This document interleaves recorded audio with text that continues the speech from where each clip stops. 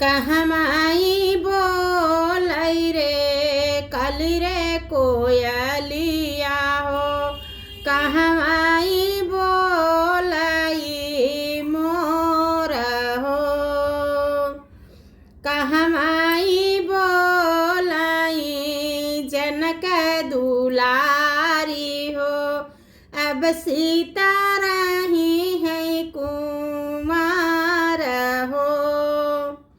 कहमाई बोलाई जनक दुलारी हो, अब सीता रही है कुमार हो,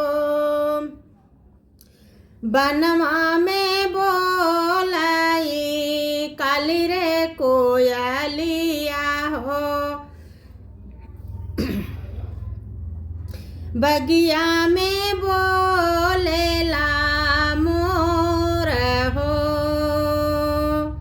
बनवा में बोलाई काली रे कोयलिया हो, बगिया में बोलाई मोर हो, अम्मा की गोदिया से बोलै शीतला रानी, अब सीता रही है कुंवार हो, मैया की गोदिया से बोलै शीतला रानी, अब सीता रही है कुंवार हो, अपने जोगे खोज बाबा अपने निजोगे खोज बाबा समधियारा के, मोर जोगे बार श्री राम हो, अपने निजोगे बाबा खोज समाधि राम के, मोर जोगे बार श्री राम हो, दुअरा के जोग बाबा खोजी है बरतिया हो, देखै जनकपुर के लोग हो, दुअरा के जोगे बाबा खोजी है बरतिया हो, देखै जनकपुर के लोग हो, अपने जोगे खोजी बेटी सुघरा समाधिया हो, अपने जोगे खोजी सुघरा समाधिया हो, तोरे जोगे बार श्री राम हो,